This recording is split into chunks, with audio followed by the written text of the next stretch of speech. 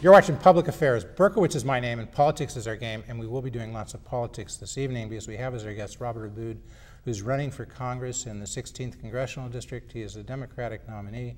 He is running against Republican Congressman Don Manzullo, and who has not been here yet. We'll talk perhaps more about that later. But we're going to get right into the show. There is a third-party candidate, a Green Party candidate in this race as well. This is basically the northwest portion, large part of the northwest portion of Illinois. That's the 16th Congressional District.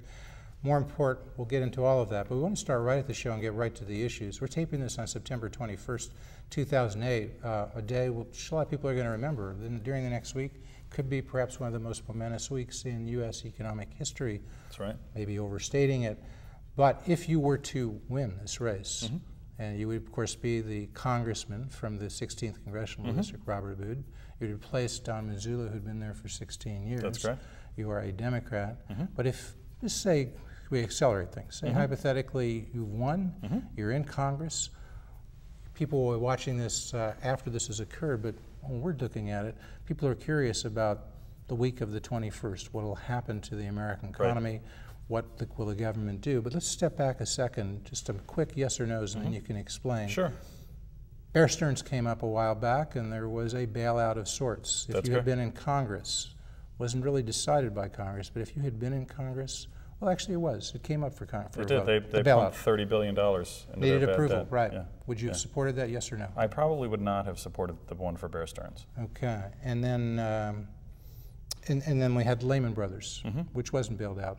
That's correct. If that were a vote in Congress, would you have gone that way? I would have taken the approach that was taken with Lehman Brothers. I would not have bailed them out. Merrill Lynch, Bank of America, they didn't, that wasn't a government action, but Bank of America merged, acquired Merrill Lynch, and some would say was promoted perhaps by the Treasury and government authorities. If you could have an influence on that, would you have promoted that merger? It's hard without seeing, as a member of Congress, you probably saw a little bit more of their balance sheet than the public actually saw. I think the on that, mechanisms yes or no? that they did, yeah, I would say yeah. I would have probably promoted. I would have rathered the private sector take care of it than having to spend public dollars to do it. Fannie Mae, Freddie Mac, two quasi, I guess, government, private, public entities. Well, they are private. They're created by a special piece of legislation. But they have sort of public aspects to them. Right? They do. They're created by very special legislation, actually, that created them. Okay, bailed out. They needed to be bailed out. You agreed with that? Yeah, I do. AIG, $85 billion, acquisition, would you say, by the government? They acquired with $85 billion, they acquired essentially 80% of the ownership in AIG. I would have agreed with that, principally because we would have gotten the asset value out of it. Now, it's said as of September 21st, it appears that what the government is proposing, the administration, the masters of the universe these days are the Federal Reserve Chief, Bernanke. Yes, that's right. Hank Paulson, the Treasury Chief. Right, he's Hank Paulson's my constituent. Is that right? Lives in the village of Barrington Hills. That's right. He hasn't lived there lately, has he? Oh yeah, he does. Absolutely. He comes back. Yeah. Yeah, absolutely. They're very participative in the village. His wife is very active in support of open spaces in the Forest Preserve. I thought he spent a lot of time before in New York before he went to the government. Wasn't he in New York? He does. He is. You know, he's like many of our residents. He's cosmopolitan. He's cosmopolitan. Spends time in several cities. Right. Absolutely. All right. So you know Hank Paulson, right? Yes. And you know his wife. Yes. You don't know Bernanke, but you know of him? I know of him, yes. Masters of the universe. Did they get it right? Would you, if you were in Congress, apparently Congress is going to be asked to vote on a $700 billion. That's correct. $700 billion bailout a variety of institutions acquiring a variety of bad loans and other assets. We don't $700 quite billion know. of our money, but yes. They're going to use the taxpayers' money, That's not correct. just your and mine, but Yes, other that's right. taxpayers as well. That's right. Have to wait till I get paid next week if they're going to use mine. I know you don't know everything, but knowing what you know today, would you support that bailout? $700 billion. I would have supported portions of it, as I said before. We kind of went down the list. No, the $700 billion coming up. That is right now. That's a proposal. It hasn't yet hit Congress, but Right. people say it will hit Congress the week of the 21st. My sense is that I probably would have, but I'll wait to see what the bill actually looks like before I would have made a more firm What do you need decision. to know? The government wants to use $700 billion of taxpayer money to be authorized. Authorized to use $700 billion to buy a lot of bad loans. Right. What do you need to know? I want to see what we're getting for $700 billion. So if I'm looking at it as a private investor, if I'm putting $700 billion in there, I want to see what assets I'm getting, I want to see how much equity I'm getting, and I want control over the management.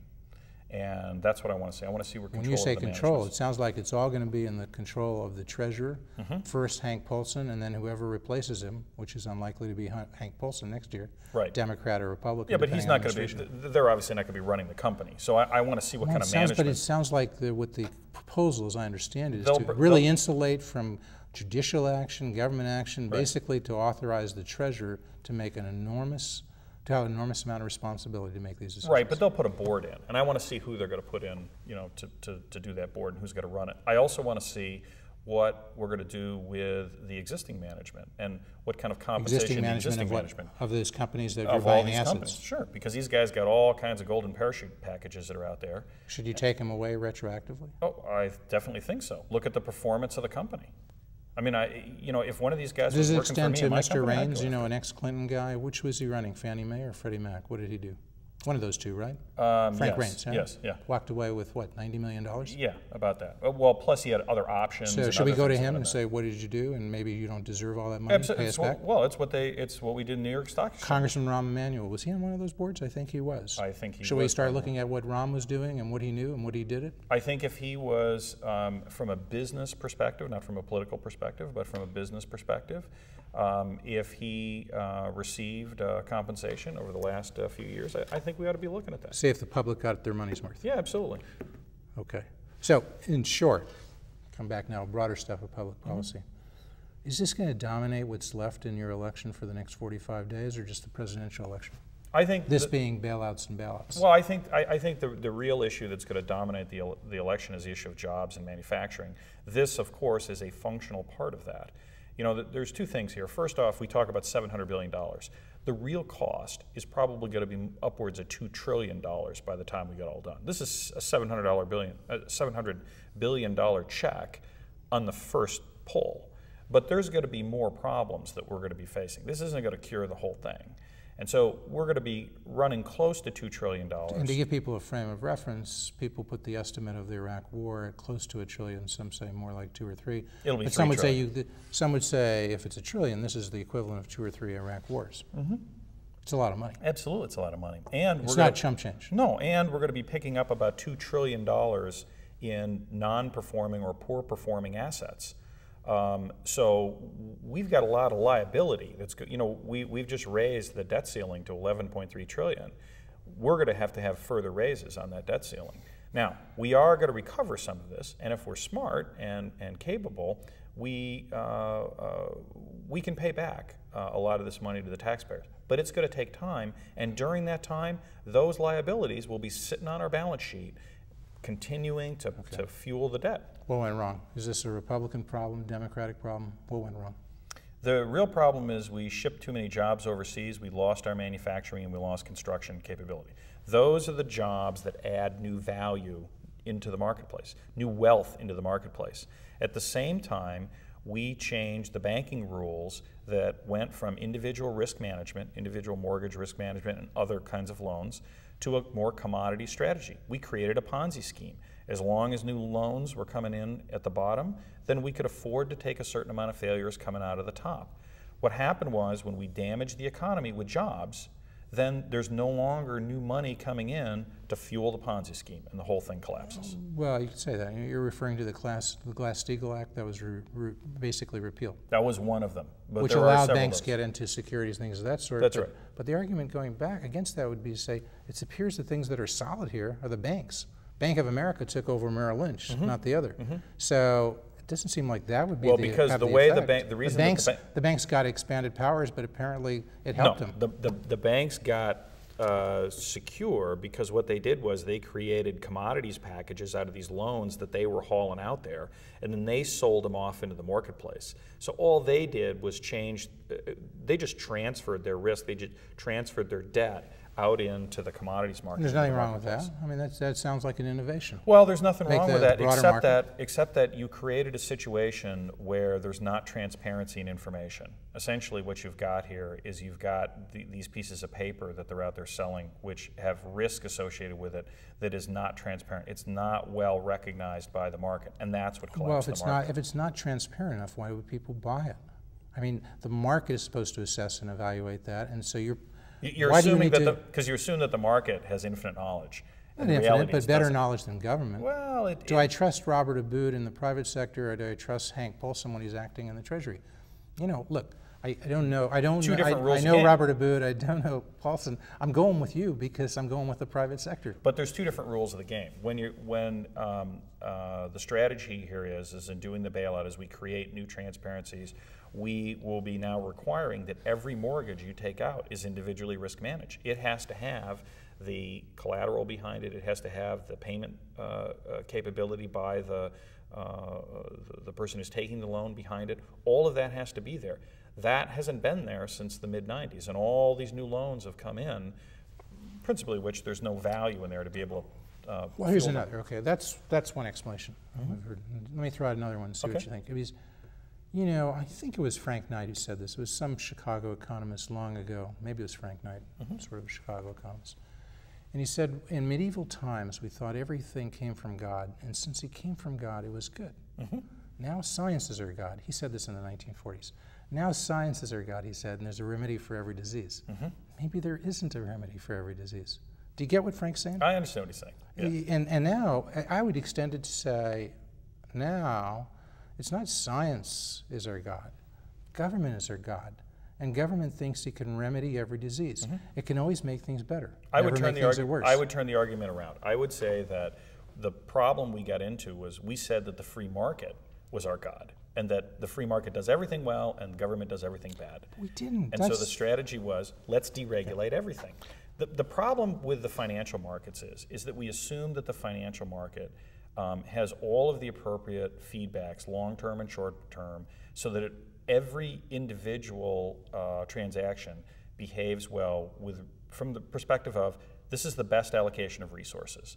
And the fact is, it's not true, in part because it's an infrastructural layer of our economy. That's why we don't build roads with a totally free market system, why we don't build airports, why we don't build water systems and electric power with a totally free market system. Look what happened in the electric industry. I mean, that's a classic example. In these kinds of industries, you really do need a cooperation between a public and private partnership. And the advantage of the public side of the game is, A, it provides transparency, it provides long-term planning, so you can actually see what's going on over the long term and invest long-term capital.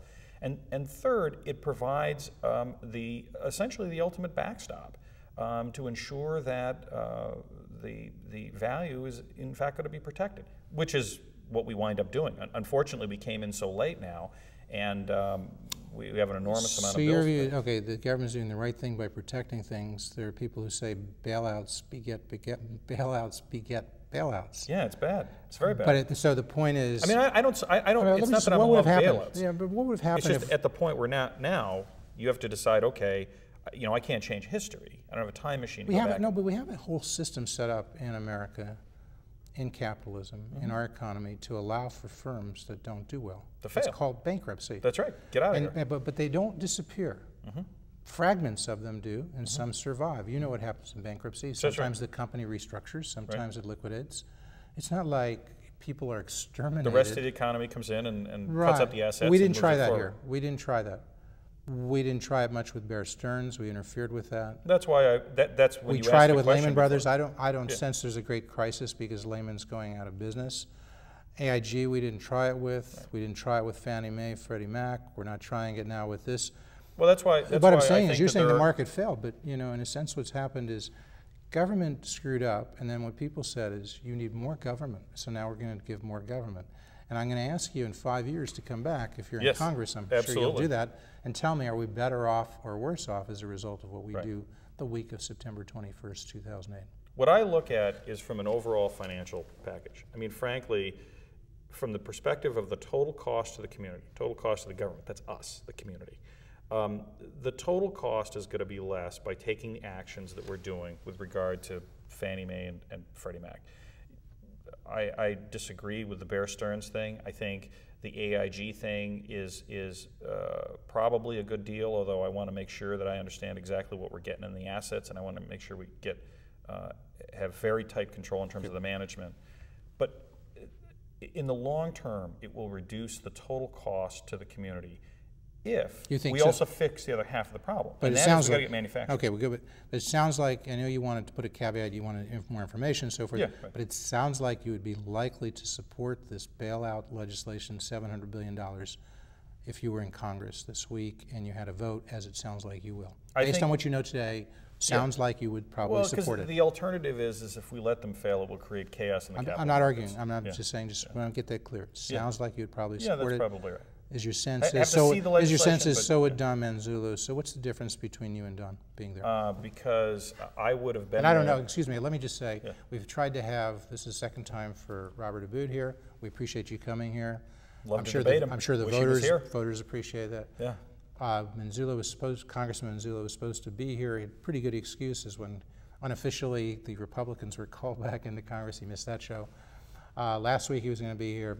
Really a lot of flooding problems as he made the approach to get here. He's always got some issue. And now we just haven't heard. We've said he's trying to reschedule, so we hope he'll be here. We hope he'll make a good faith effort, both individually and together. But it's not our doing that he's not here, and Mr. Manzullo, Congressman Manzullo might say it's not his doing. He's had some acts of God sort of interfere, or acts of party, or acts of Congress. You're giving him more credit than I would, but okay. Well, I'm just trying to be fair here, but if you don't see him through the remainder of the election, then I think you can guess that's his decision that you don't see him on public affairs. And remember, you watch us in a variety of areas on television in Chicago, Chicago metro area, Aurora, Rockford, Freeport, Belvedere, on the Illinois Channel, sometimes other mechanisms. But if you ever can't find us and you want to see Robert Abboud and you want to see if Don Manzullo is here, go to publicaffairs.tv.com and you can see all the shows there, www.publicaffairs.tv.com.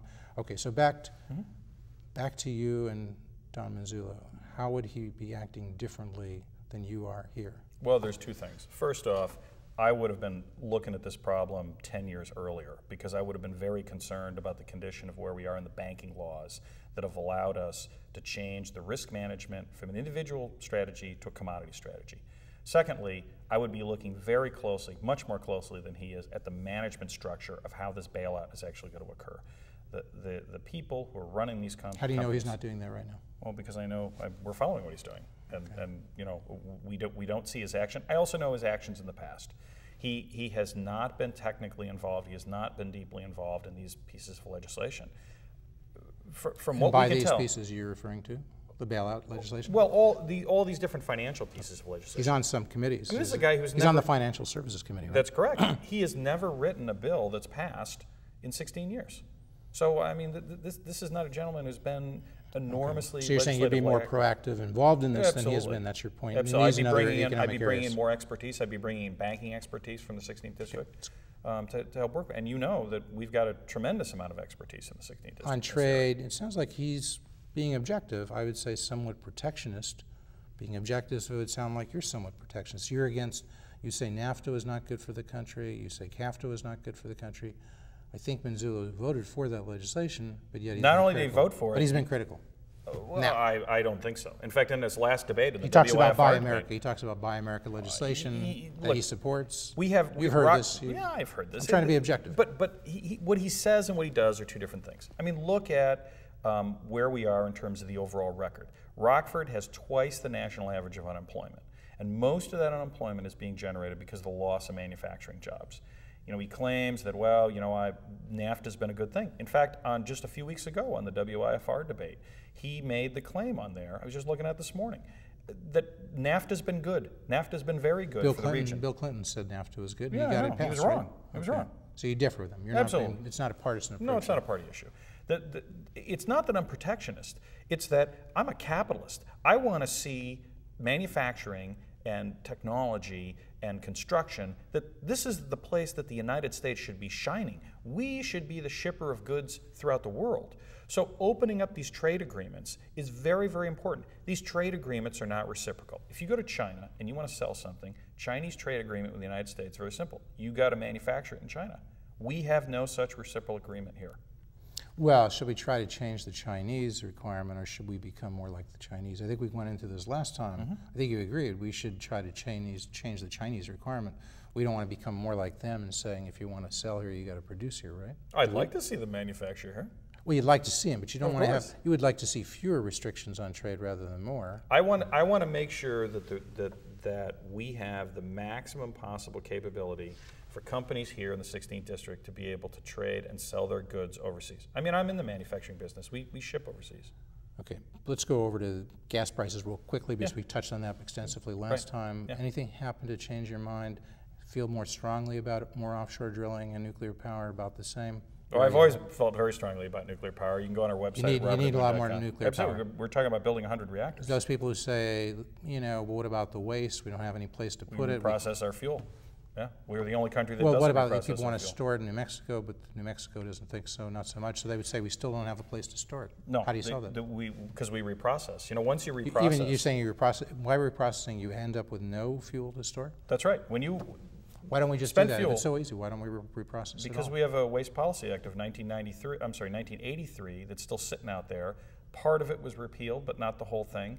We simply have not set up the national priority to do it. There's 50 other countries in the nuclear power business. France, is that what France does? They reprocess it all? You never hear France talking about spent fuel. You don't hear Germany talking about spent fuel. While England, we're doing that, taking care Canada. of nuclear, you know, the Republicans say we have to have offshore drilling. It shouldn't be, they would call the phony plan that the Democrats are proposing now to say outside of 50 miles with permission of the states, then outside of 100 miles. And I'm you amazed really Don got to didn't get vote into that. for it. Why not just vote for it? I mean, even if you don't like that because point. you're saying they say it's bad legislation. You got to allow the drilling there. You can't have these stopgaps. That's what the Republicans say. Then what they should have said is, fine, we'll vote for this one, and we'll introduce a new bill that takes care of that. So you would support that, even though, well, if you were King, if you were Nancy Pelosi, would you say junk that stuff, allow people to drill 50 miles within the 50-mile Just area? as long as answering this question, I'm not equating Nancy Pelosi with being king, but okay. Queen, whatever.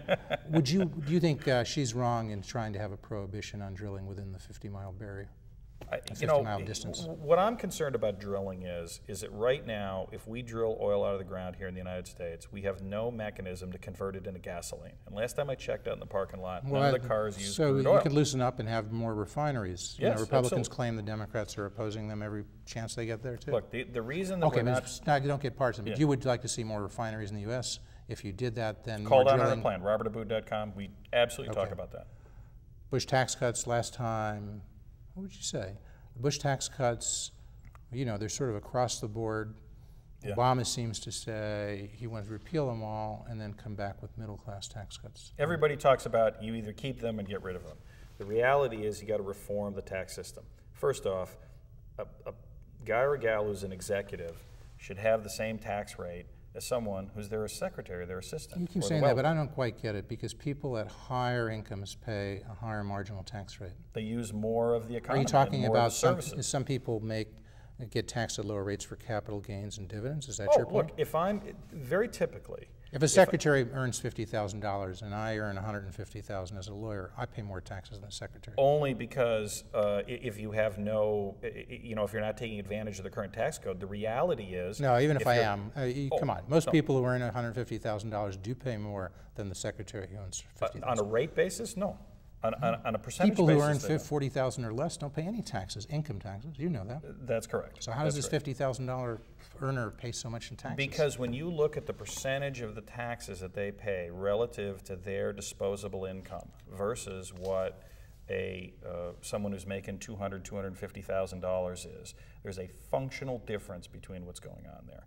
In addition, the people who are very wealthy in this country use an enormous amount of resources. I mean, I see this all the time in my own community. The resources that someone who's very wealthy demands and what they depend on in terms of the economy to support their wealth. So you're saying they should be taxed more for that, and they're not being taxed sufficiently, the wealthy? I think under the Bush tax cuts, I don't believe that this is a fair representation of their share that they need to pay relative to the rest of the community. Obama wants to raise taxes on capital gains, on dividends. Would you agree with Barack on that? I would be very careful about that. Okay. I would be very careful about capital gains. You didn't talk much about social issues. Is that going to be a factor? And by the way, just to clarify that, what I'm saying is that I would not be raising taxes the way that Barack has talked about on the issue of capital gains. You differentiate yourself from Obama? Yes, absolutely. On dividends. Okay. Before we go to the social issues, let's go quickly. Because I want savings. One of the things I'm concerned about is there's not enough savings. Quickly over to the war. Yeah. You think we ought to get out of Iraq as soon as we can? I've been saying all along that it's time for Iraq to take over their own country. They got an $85 billion budget surplus going right now. It's their project. They need to work on it. But it appears violence has been stabilized. The government is more stable than it was 2 years ago. Should we get out in a way that maybe allows the potential for success, or more potential for success? Because if Iraq survives as a quasi-democracy, that's good for us. Yeah, of course it is. Absolutely. So if we can do that, get out in a way that allows them to be more likely to succeed. I would absolutely agree believe with that? the first thing you want to do is make sure you protect your own troops and your own forces, and any time you change mission status. Anytime you But you also want to protect the government to the extent you can, the Iraqi government. I'd like to help them. No question about it. They were better than they're better than what Saddam Hussein was, right? No, yeah, absolutely. Quite an improvement. I'm glad the guy's gone. You got to go over the social issues. They got to step up to the plate. Real quickly, is that an issue here? You're pretty much pro-choice, right? Yes, I am. No restraints on abortion. Whatever a woman wants to do, she can do. I support the current law. Okay, Roe v. Wade. Yes. You wouldn't like? Would you like to see a stronger parental notice law? I do not support a change in the law right now in terms of that. I appreciate the pros and cons of that, but I want to make sure that a woman who's in this position gets medical help they need. And the law apparently allows somebody, restricts partial birth abortion, with an exception for the life of the mother, but not the health of the mother. That's correct. As I understand it. That's correct. You support that? That's the law. That is the current law. Would you like to see a change to allow a health exception? That's right. I'm concerned about the health of the mother. Guns. You're sort of a gun. Would you describe yourself as a gun rights guy? Well, I'm a Second Amendment guy. I used to be a competition trap shooter. I qualify on the AR-15. I qualify on the Colt 45. Should there be a ban? Should the ban on assault weapons be brought back? The federal ban no, lapsed? it's not a. Why does somebody need an assault weapon in the 16th congressional district? Because it's not an issue of assault weapons. It's an issue. What I'm concerned about is what police chiefs around the world around the country are concerned about, and that is the power of the ammunition that's available. The problem with the assault weapons ban is it's based on this kind of archaic definition of what an assault weapon actually is. And there are plenty of hunting rifles out there that are just as deadly, maybe more. So it's a definition issue. Yeah. Real quickly, the 16th congressional district, McHenry's about 25% in terms of voters. Winnebago, outside of Rockford, 20%. Rockford, about 18%. Once you get those three areas, you get about 2/3 of the district, right? That's correct. Then you got Stevenson, Belvedere, and Boone County, Ogilvy. Pick up that as another, maybe that's about 80%. It's a wonderful district. It's essentially a microcosm of the country. All right, 10 seconds. Give us an overview of the district. What are the boundaries? Barrington Hills on the east runs north through Crystal Lake and Algonquin, then juts over a little bit all the way up to Wisconsin border, runs all the way to the Mississippi River, down past Galena, down to Savannah, comes back east, runs through DeKalb, and back up, has none of Kane County. Quickly, immigration, more border control? Absolutely, absolutely, and enforce the law. No path to citizenship for those who are here illegally? It's a problem for those host countries. They should be sending, if you're here illegally, you need to be going back to your host country's consulate and say, how do I get a visa?